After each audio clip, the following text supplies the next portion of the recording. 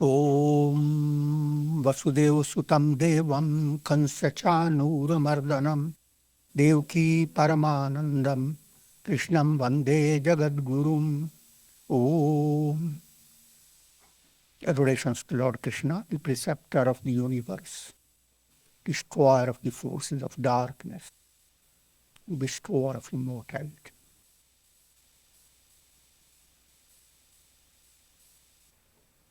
Srimad Bhagavad Gita, in chapter 3, chapter is entitled Karma Yoga, verse number 19. The topic is that when Lord Krishna described the state of Sthita Prajna as the goal of life, in that description, what was highlighted is to attain internal desirelessness, nishkamata. As long as there is desire, that means you are not perfect. Something has to come to you.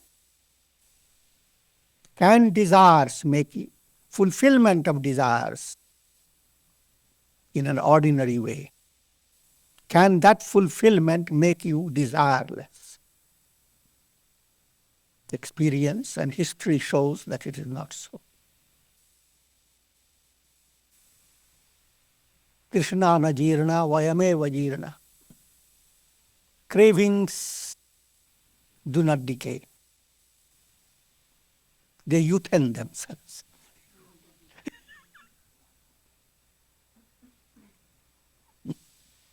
While one who craves goes on aging. Desires are important as long as you are involved in a process of becoming. Desirelessness points to being, not becoming. It's a mystical riddle. Becomings don't become you.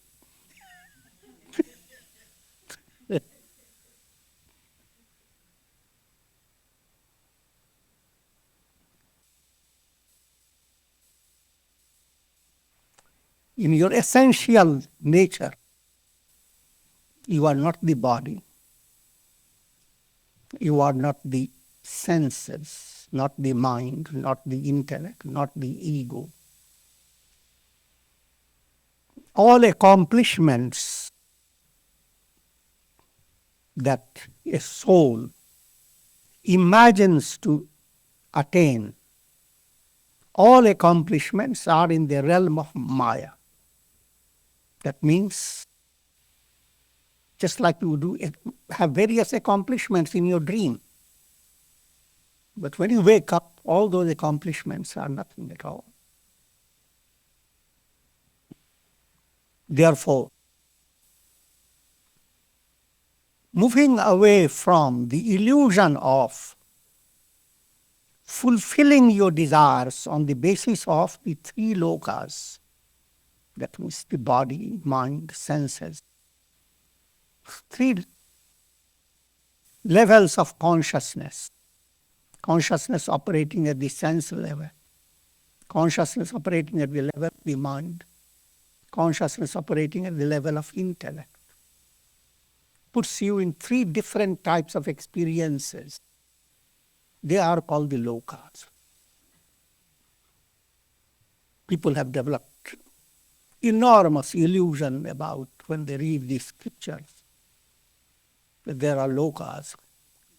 The mind imagines this is the loka, and the another loka must be beyond the sun and beyond the Milky Way. But that's not real, and that has no practical value. In day-to-day life, you live with an experience that is a blend of three lokas, a blend of experience occurring at your intellect level, experience occurring at the level of your heart, sentiments, an experience occurring at the level of your tongue and teeth and your hands, practical, physical experience of the senses. When you experience at the level of senses, that experience cannot fulfill you. A much greater experience comes to you when mind is involved and mind feels joy. And the relationship between sense enjoyment and mental fulfillment, that relation is mysterious and has no relationship. For example, you want mental peace. Someone says, come to the restaurant and we have a beautiful piece of sweet. You say, what a good idea. But that piece of sweet has nothing to do with your mental peace. That simply adds calories.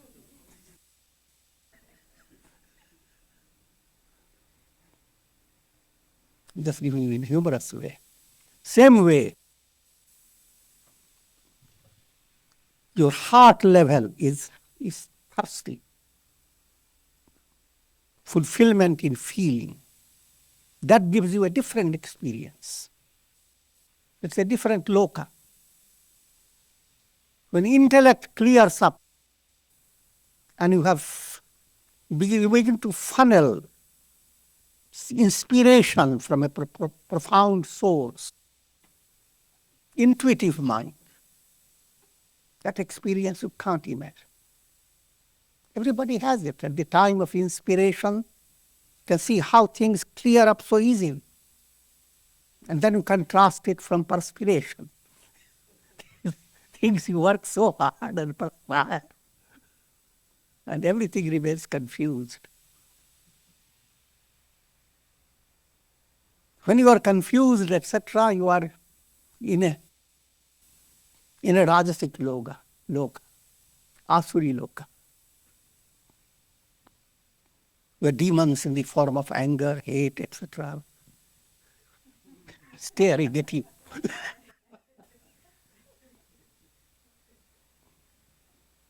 But first inspiration starts coming. Now you will be lifted into a divine world. And gods are looking at you. There are screens, and from behind these screens, the gods. All that I'm trying to explain to you, that there's three types of experiences go to form a medley in every human existence.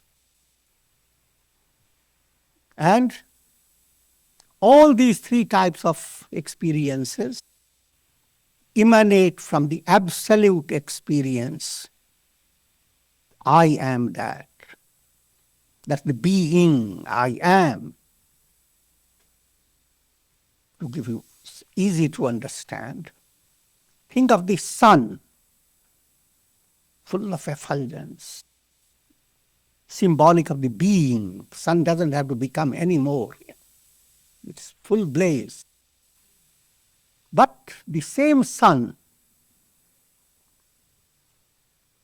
expresses itself through the clouds, turns into rainbows, shining clouds. Now that's the Brahmaloka. The sun has created a heavenly world, dazzling clouds. Now, go further down. That sun has created countless colors, countless types of illuminations. That's another loka. And then, on the earth planet, the sun has created very clear expressions of reflected suns. In all jars of water, their sun is reflecting. Same sun, but it has three types of illuminations. And sun didn't intend to do all that. Sun is just the sun. But from the point of view of the reflected sun in a jar, there is a world of lokas, three planes. And its purpose is, purpose of its existence is to get out of the jar, not be confined to it. Go beyond the illuminations that are close to the earth planet. Go beyond the illuminations that are in between the earth and the heavens, the sky. Go beyond the experiences and illuminations that dazzle through the clouds. And come to say, bravo, I am the sun. That's called liberation. But while you are doing that, physically nothing has changed. Come back again to the jar, reflection is there. But try to imagine the reflected sun has the full awareness, I am the sun. Then that's called Jivan Mukti. The soul has attained liberation in life. How long it will continue, it all depends. Jar gets broken and the water dries up, reflected sun is not there. But all this has very little implications. All that you need to attain is enlightenment. How long you will stay in the jar and what will happen to the jar? If you are enlightened, you don't care. The reflected sun, having come to realize I am the sun, is absolutely untouched by all that may happen now in the three lokas. Sun is always beyond whatever all happens. Every day, so many illuminations. From different parts of the world, we look at sunrise in different ways. There are so many. And sun has nothing to do with it. But to the reflected sun that doesn't know I am the sun, each morning has a promise. Each sunrise has a speciality. Nishkamata, possessing a state of understanding that allows you not to have any desire for becoming, not to be gripped by thought waves of the mind. This point itself, desirelessness. Desirelessness is an expression of absolute fulfillment. You are so fulfilled, the sun is so fulfilled with light. Looks down upon the earth, so many things are luminous. Does the sun desire to shake hands with those luminous things? It would be ridiculous. Similarly, if you were to discover, I am that sun-like, the entire world and all it promises has no meaning. So the entire world and all its promises are little, alpam, little radiation of that very sun through layers of illusion. As you develop nishkamata, there is nirvikarata, anger, greed, hate, perverted desires, jealousy, all these are called vikaras. They are also called malas, that make you malo.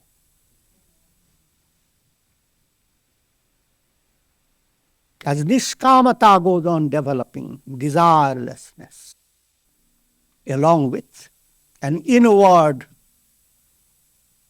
progressive movement towards God realization. God realization means I am that. In that experience, all desires have been fulfilled. That is your goal.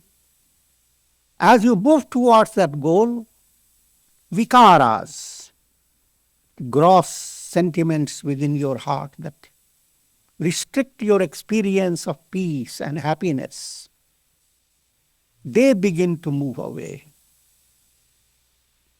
Anger begins to move away. Violence within your heart, hatred, jealousy, animosity, all these begin to move away. Your chitta, at the deep level of your mind, you experience samatha, equanimity. All things change, but God within you is ever the same. And all that you have to do is with God only. So that which is of your highest value, that which is the goal of your existence, that which is the sustainer, the support, the mother of mothers, that is perfectly there. Never for a moment turning away, moving away. Therefore, you begin to experience samatha, equanimity. The sky experiences equanimity no matter how the clouds move in the sky. Clouds have thunder, rain, sometimes they're silvery, sometimes they're shining. The sky remains just the same. It doesn't write down in a diary that few hours before the clouds were so dazzling, filled the firmament of the sky with wonderful celebrations. Where have they gone? The sky, on the other hand, is equanimity, absolute samatha. That samatha state is your goal. Nirvikara state is your goal. Nishkama state, free of all desires, that's your goal. How long will it take to reach it? Just a few hours. And go into deep sleep.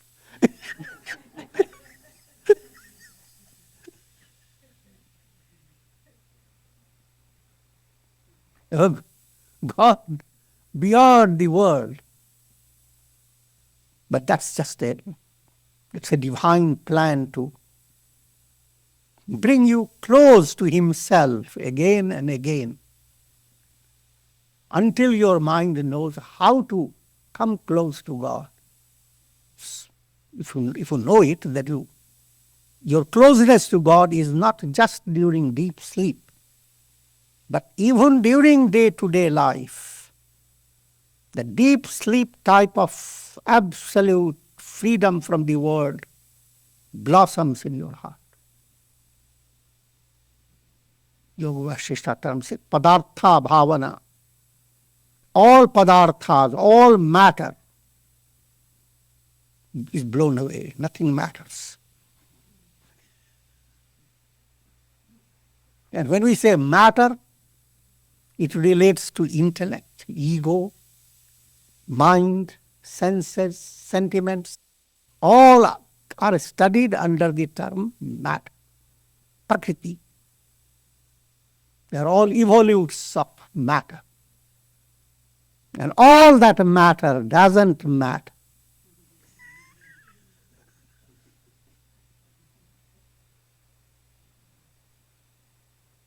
In sleep it didn't matter.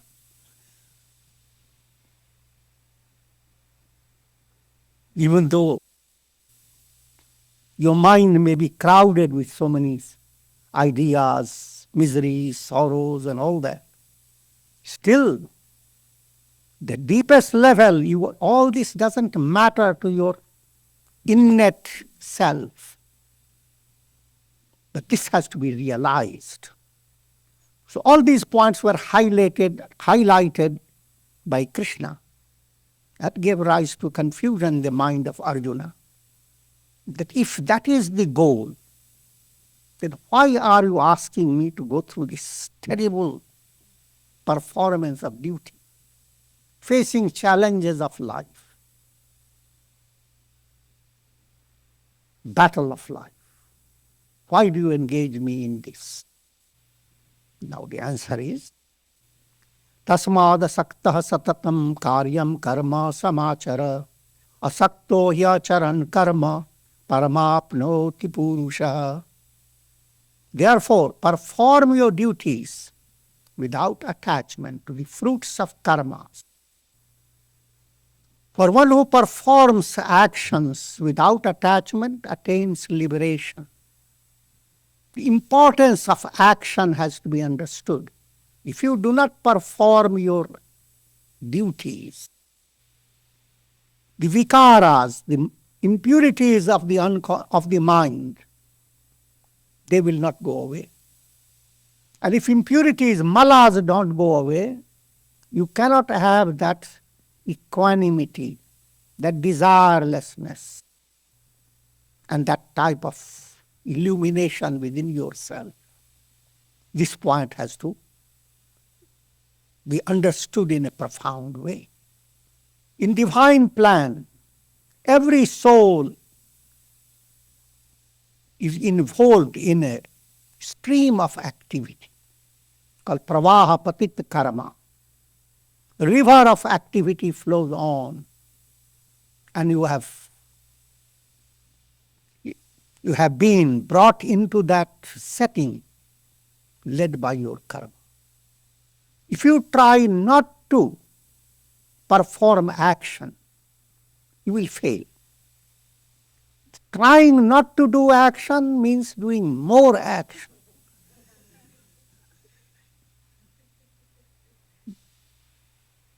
You have to face the boredom of your mind.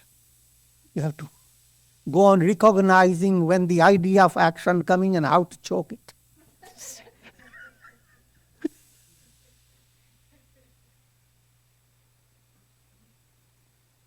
Not doing any action in just 3 or 4 hours will exhaust you.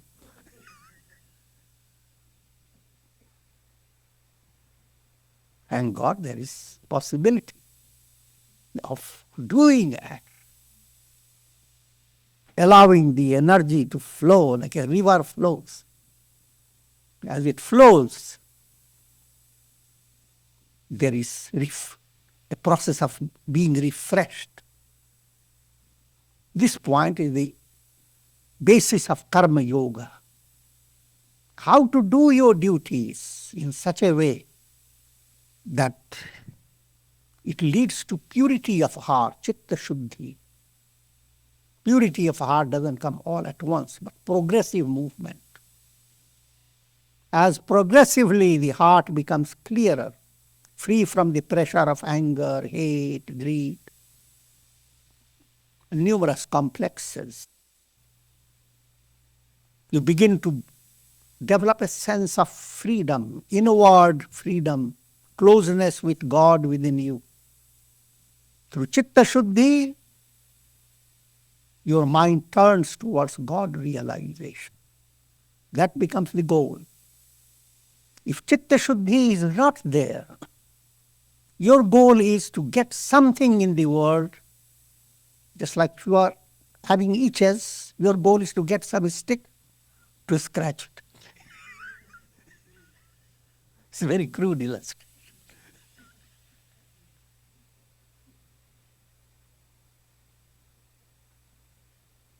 Performance of action must continue, but karma must blend with vikarma. Vikarma means a special attitude behind it.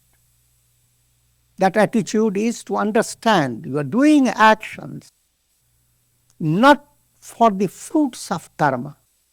Every action will have its certain result. It is not the result that's your goal. Because no achievement in the world is going to be a permanent achievement for anybody.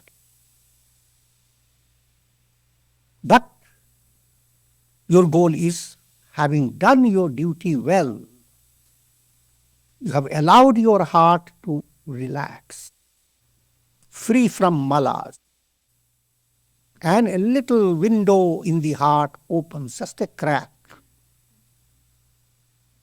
allowing you to breathe in a different type of atmosphere, a sense that you are not limited to the body, mind, not limited to the time. There is a connection between you and God. You are little reflected sun and the big sun. There is a connection between you. A thread of light links you up. Therefore, action must turn into karma yoga. And that karma yoga must involve practice of integral yoga. You are doing karma, karma will become more potent if you have bhakti, devotion. Karma will become more potent if you are practicing meditation.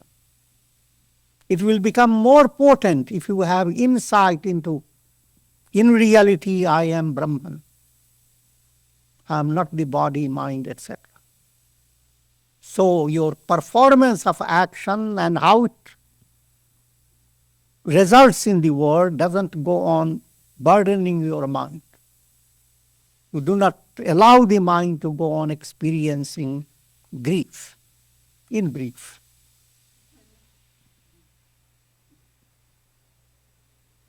Practice of integral yoga in daily life.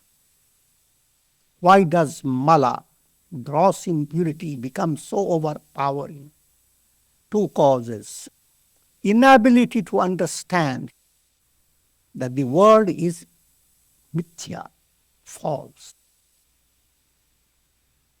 The mind is so bonded with the idea that your accomplishment has to be practical accomplishment, something that stands out in the world. You look at it, show to people what you have gained. But that achievement, the world and whatever you achieve within the world, that should not delude you, because remember the story of Alexander. At the time when he was dying, his mother felt terribly grieved. Alexander had studied a little bit of philosophy and says to his mother, when I die, O mother, come to my grave and I will communicate with you. So the story says the mother goes on a night that's with full moon, goes into the graveyard and shouts, Alexander, my son, where are you? 1,000 voices come through the breeze. There are millions of Alexanders. Which one?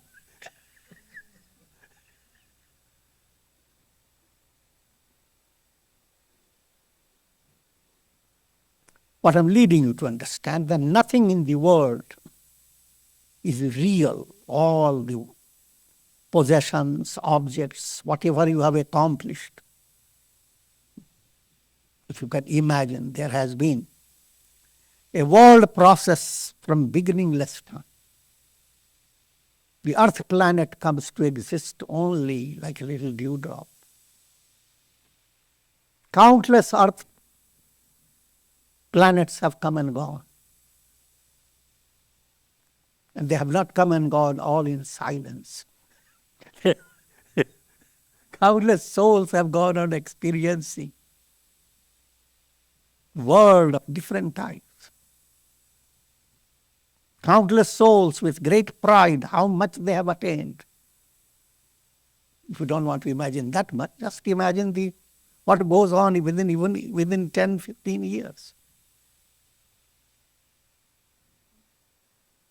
Therefore, allow your mind not to be focused on material attainments. That doesn't mean that you, in practical life, you don't handle them. You handle your material things, you work for them, but with the deeper understanding, this is not your goal. Your goal is purity of heart that allows you to be in tune with God. So 2 points. Constant focus on this world is illusion, mirage. Another, deep down, I'm a ray of God. And a ray, the 2 stages. The ray of God means the ray and the sun are the same.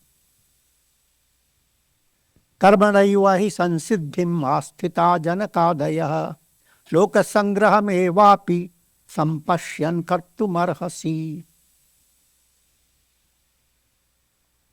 Janaka and others attained perfection by following the yoga of action. Even from the point of view of maintaining the world, you must perform action. As example, Lord Krishna gives the illustration of King Janaka. It's a famous illustration that has come down through ages. King Janaka was one who was enlightened, viewed himself as absolutely neither body nor mind nor intellect. I am Brahman. Viewed all his attainments, possessions as Maya. It was a Jivan Mukta. What is being highlighted is to understand liberation demands renunciation. But to the mind of the masses, renunciation demands how many shirts do you have? How much money do you keep in your bag?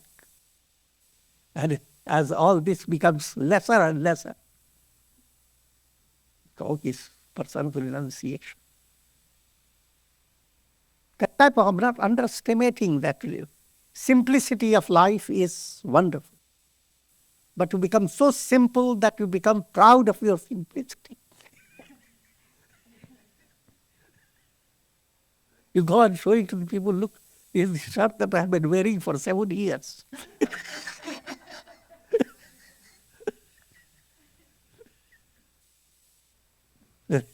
Renunciation doesn't depend upon what you have and what you don't have.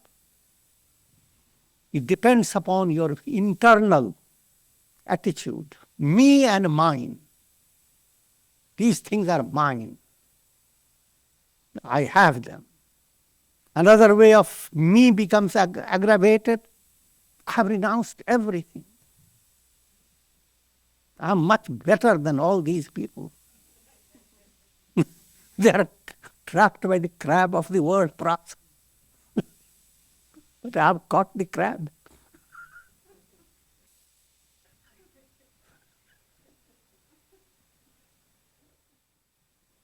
They have grabbed the crab.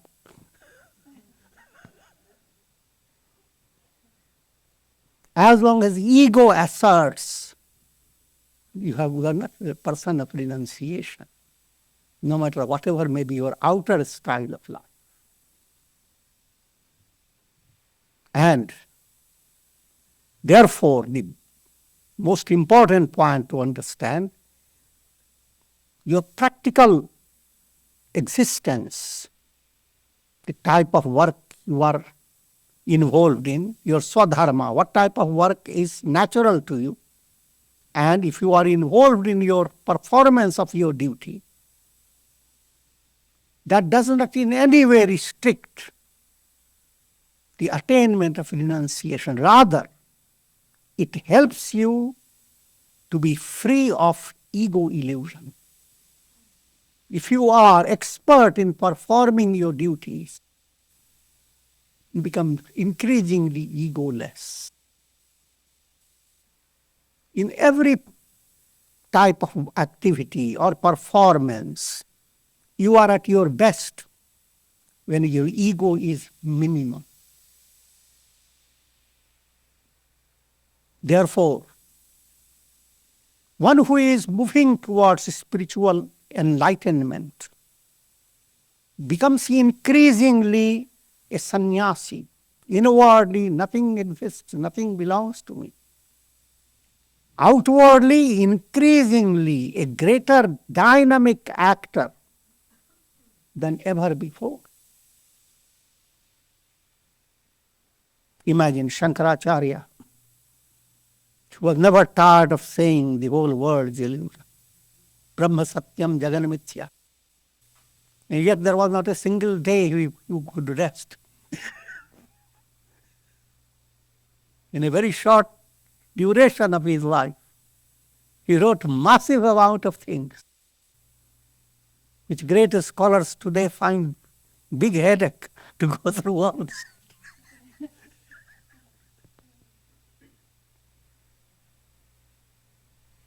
So this simple understanding that you can perform actions in an expert manner, but with a big change in your psychological structure. You perform actions that will bring you in harmony with people, will allow your heart to resonate with the heart of others. Your selfishness will gradually dwindle. And along with the dwindling of selfishness, impurities of the heart begin to move away. All the impurities, anger, greed, etc. The great mantra for removing impurities is seva, selfless service of God in humanity. The more you allow acts of compassion, acts of understanding to emanate from your heart, the more you find yourself, your selfishness, your greed, your ego-based obsessions, they will move away. But if in your scheme of life, charity, helping others is not there, if you are only focused on what have I to do with the world, I want to just accomplish this, have a good family, have good children, good grandchildren, and that's it. You are going to be crowded with impurities, weaknesses, obsessions. So therefore, life is well lived and enriched as you develop the spirit of doing good to others. Be good, do good. The very foundation of real spiritual evolution. All great avatars, divine personalities, sages and saints have made a tremendous impact on the minds and hearts of people. Not by being just quiet somewhere, but they have done immense activity called Sarvabhuti Hite Rata, doing good to all living beings, helping others to be free of their downfall. That's the definition of Loka Sangra. It's a human instinct. If you are healthy and you have overcome a malady, a disease, and you see the same disease has come to some friend or some person close by, even a stranger, you immediately say, this is the remedy I took. You also take it. That's innate in human being. Allow that quality to develop more and more. You experience satsanga. What happens through satsanga? Mind gets soaked in spiritual feeling, devotion. Your intellect gets sharpened. You feel joyous. Now you share that with others. You create satsanga. Instead of creating a whole group of people and then going on talking about all types of unnecessary things, where the wine selling and what rate.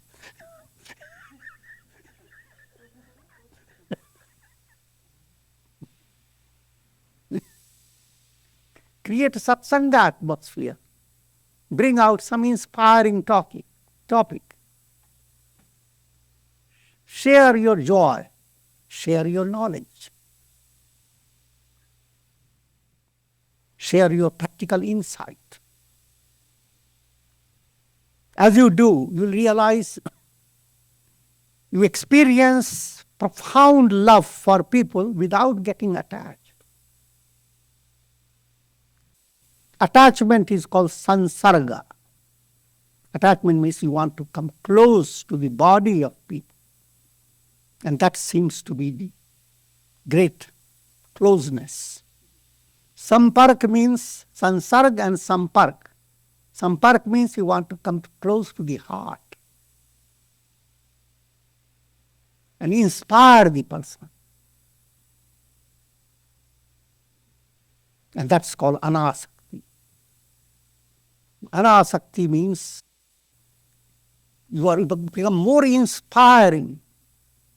But if you take it literally without understanding, it will mean that the moment you see people around, turn your back and run to somewhere else. That's nothing to do with that.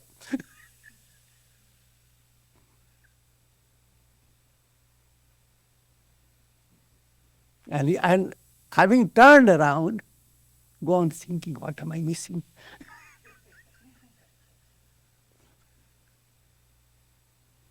All these spiritual qualities have to be understood in a profound way. You begin with some error, but you have to go on understanding what is real detachment. The more I am attached to you, the more I am detached. If I am more attached to real you, and real you is divine, then I am detached. But I'm less attached and more gripped by moha, illusion, viewing you as just bodies. Then that type of relationship, that type of communication is extremely limited. It's not inspiring, rather it creates a blinding process for the intellect. Yadyadacharati sheshtha tattadevetaro janah sayat pramanam kurute lokah tadanu vartate. Whatever a great soul does, Shrestha, one who has followed the path of Shreya and is advancing towards God, such a person is a great exemplar. Whatever he does, the same is followed by others. Whatever he sets as an example, the same the world emulates. This has been the nature of humanity. Therefore, all religions, Jesus, what he did, how people followed his illustration. Krishna, Buddha, different type of examples are given, examples of avatars, examples of great sages. And they have been inspiring humanity from ancient times. This being so, you are also in that scheme of becoming a Buddha, becoming an instrument of God. And whatever you do shouldn't just inspire you, should be inspiring to others, lift others as well. By lifting others, you are lifting yourself. It always happens. If you want to learn something and rich in certain knowledge, if you start sharing it with others, then you become more enriched in that particular knowledge. You want to learn mathematics, have a student nearby and start working with it. Show your excellence in how you can add up things. Inspired. It's the mutual. The more you share the positive, more positive enters in your heart. Therefore, a sadhaka, an aspirant, is a potential shrestha, a potential exemplar. As he attains heights, ascends the heights of spiritual achievement, he inspires, goes on inspiring others, knowingly or unknowingly.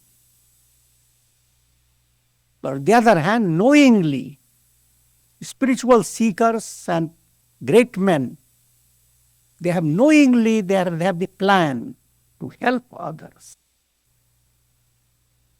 And others, following their example, they create an inspiring movement in the society. And with this, Shanti.